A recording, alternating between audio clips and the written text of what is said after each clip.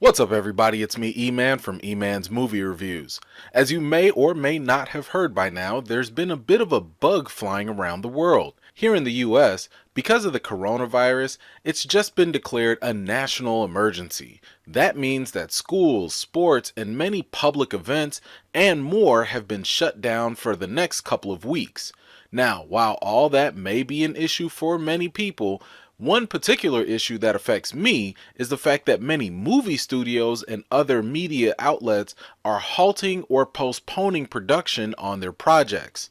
A ton of films have been delayed, and even some TV shows have been held up as well. Of course, this is all understandable, but with all of you maybe stuck in the house or even quarantine, I believe there's a golden opportunity for us to finally catch up on streaming shows and movies. So in this video, I want to show you all my top recommendations of movies and TV shows that you can stream during your time indoors. Coming up next. Oh hell no. Oh no, no.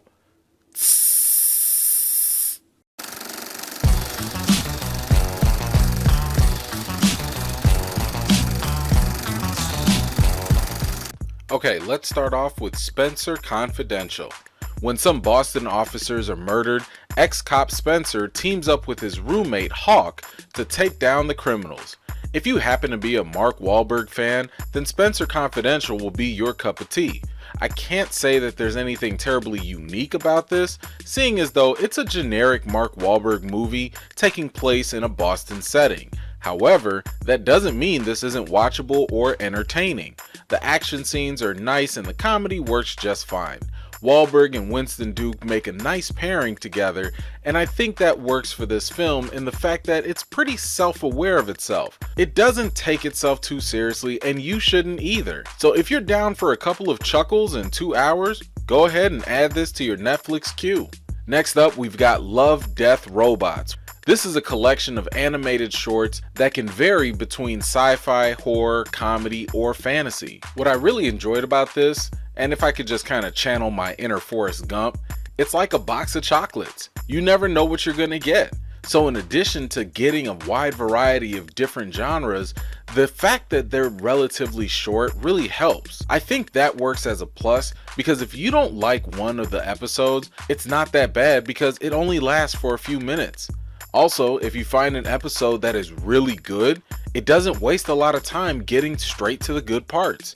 The only downside I encountered was when I came across an incredibly entertaining episode and it was already over, leaving me desperately wanting more. Either way, feel free to give Love, Death, Robots a shot.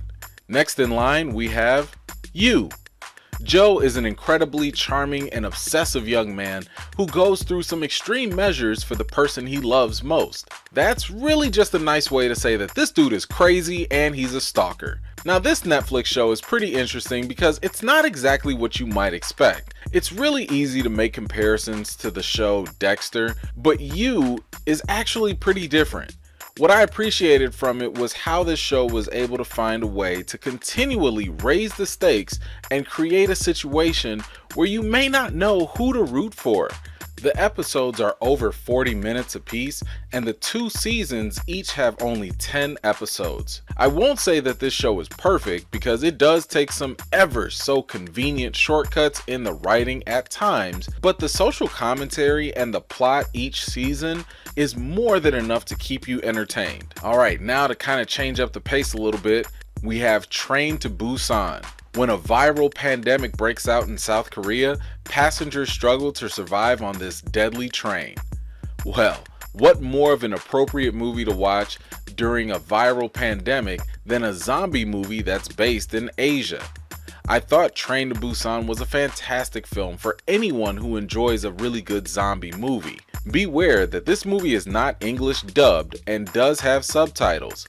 No matter, Even if the subtitles isn't something you're used to, this is still a pretty good movie to check out for the thrills and pure craziness that ensues in these confined spaces. Moving on, we have Black Mirror. This anthology series explores a high-tech multiverse where some of the world's greatest innovations collide with the dark side of humanity. As a self-proclaimed nerd, I absolutely love Black Mirror.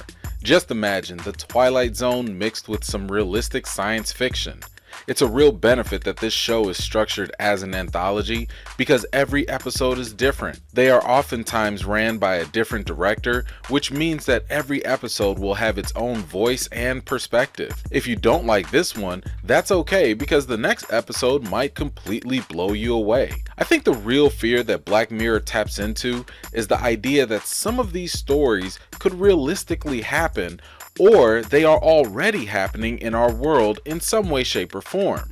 Also, let's just say you're not much of a sci-fi fan. That's perfectly okay, because the stories are still grounded in relatable issues that anyone can still enjoy. Each season may have anywhere from 3 to 6 episodes with a runtime of about an hour. You may even notice some well-known celebrities appear in some episodes, and even some actors before they became famous. If you haven't already, definitely make sure you catch up on Black Mirror and just go ahead and treat yourself. Ho ho ho! Coming up next is Candyman. A murderous soul with a hook for a hand is summoned back to reality by a grad student researching the monster's myth. That's right, the original Candyman from 1992 starring Tony Todd is on Netflix right now. In case you were too young to see it, you can see the original horror film that spooked many people to this very day in saying his name in front of a mirror. Given the news that there's going to be a spiritual sequel coming out produced by Jordan Peele in the summer of 2020, giving this film a watch may actually be beneficial. Just be sure to keep his name out your mouth before, during, and afterwards. You have been warned. Next up, we have The Pursuit of Happiness. A down-on-his-luck salesman has to take care of his son as they both face some life-changing events. Now this will probably be Will Smith's best performance in his entire career, and you'll see why he almost won the Oscar for Best Actor too. I love that this was based on a true story because it makes the film and its character that much more relatable. This film was so emotionally compelling and fulfilling that it'll be hard to watch without getting at least a little teary-eyed.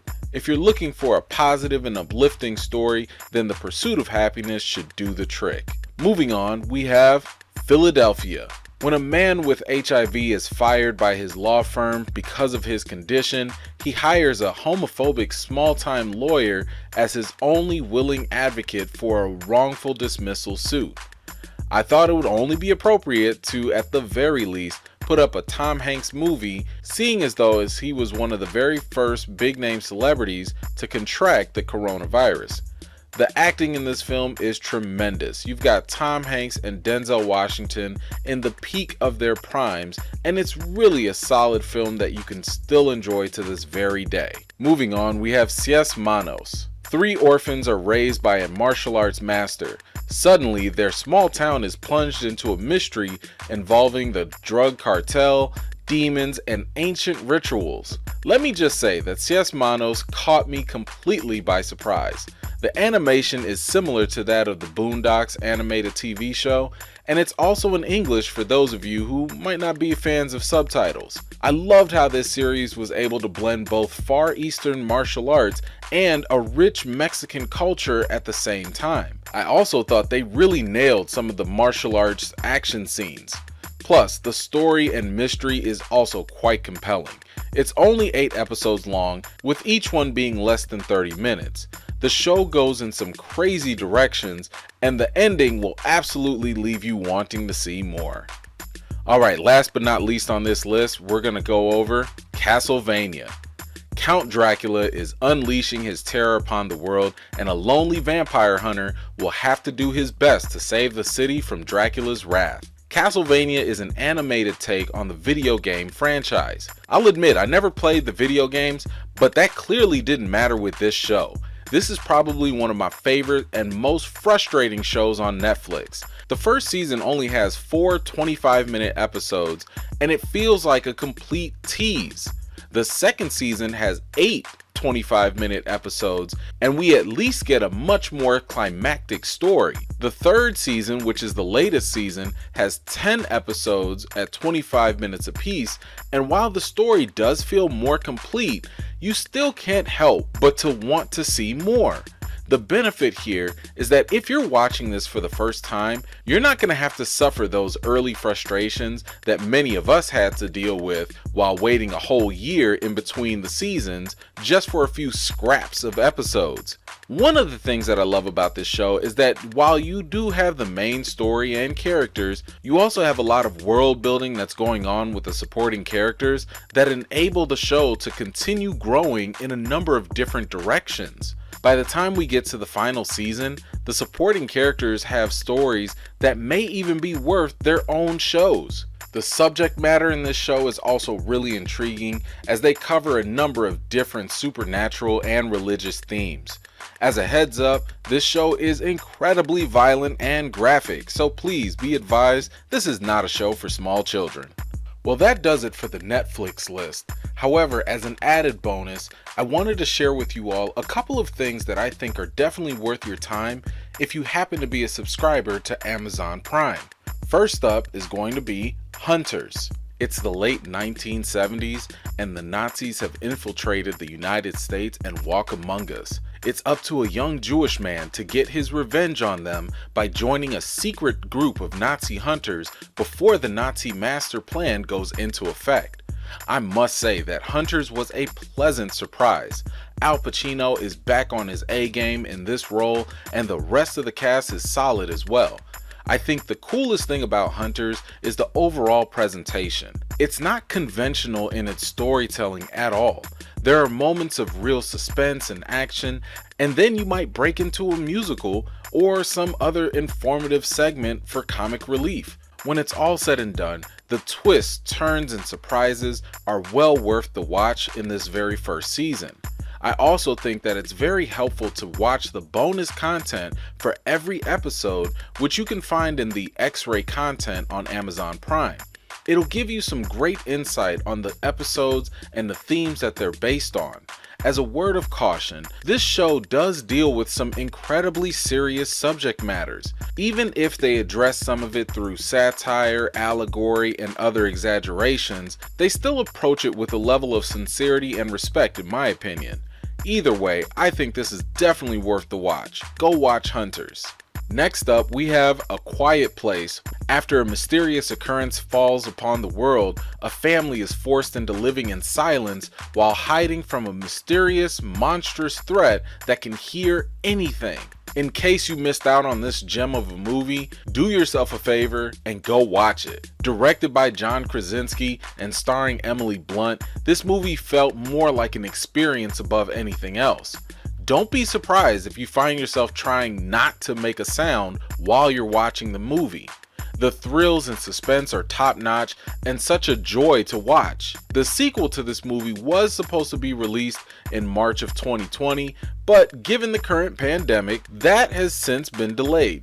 So it won't hurt to give this a watch now, and you'll have everything nice and fresh in your mind when the sequel eventually comes out. By the way, I've also got a spoiler-free review of this movie that you can also check out. Another show to check out on Amazon Prime is The Boys. In this world, superheroes suck and abuse their power, and a group of vigilantes are set out to stop them. This is by far one of the best things playing on Amazon Prime right now. There are only 8 episodes in this first season, with each one being about an hour in length. If you're looking for a change of pace from all the Marvel and DC content, this will be the ticket. The Boys is dark, gritty, and strangely an interesting blend of comedy and action. Carl Urban and the rest of the cast are fantastic, and they definitely capture the essence of the characters portrayed from the comic book that this show is adapted from. I think what makes The Boys so interesting is how it takes the simple concept of What if superheroes were real, and plays that out in a real world setting where politics, greed, and basic human psychology runs its natural course? Nothing is black and white in this show, and nothing is as it may appear to be. The ending of the season delivers a really nice payoff, and given the fact that season 2 is coming soon, now would be a great time to catch up on this awesome show if you haven't already. Alright, well that's my list of shows and films to watch if you're stuck in the house for an extended period of time. Obviously there are a ton of other shows and movies to watch, but I just thought I'd share my personal favorites with you all for now. I also try to leave out some of the more obvious selections, like Stranger Things or other widely known movies. I will say that since I've got some time to catch up on things myself, I'm going to get started on a couple of shows and finish up some others that I've been leaving in my watch queue. Some of those shows will include the new Lock and Key on Netflix. I have no idea what it's about, but it's got my interest. I'm also definitely going to check out Watchmen on HBO because I've heard nothing but absolutely great things about what this show is doing. I just hope they actually continue the series because I personally hate watching a show that results in having a dead end and no real conclusion. Yeah, I'm looking at you, Heroes and 4400. Ugh. Lastly, I'll be watching Altered Carbon on Netflix. I thought this looked like a Ghost in the Shell meets Blade Runner knockoff, and if I can be completely honest, when I saw Anthony Mackie as the lead for season 2, I got even more hesitant to watch. I've got nothing personal against Mackie, but I simply don't believe he's a good lead actor in most things that he's in.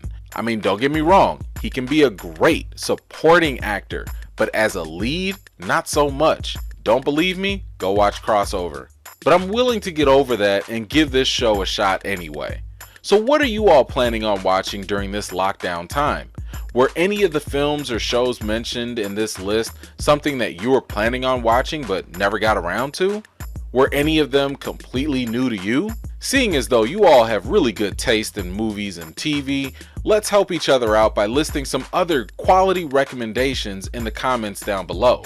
I'm sure you guys are all privy to some really cool stuff that other people probably aren't aware of. Anyway, thank you all so much for taking the time to watch my video. If you think this could be helpful to someone else, please feel free to share this video with them. That also helps to support my channel. If you're new to my videos and enjoy this content, also please consider subscribing. I've got more videos and reviews to do for you all, and until next time, I'll see you all later.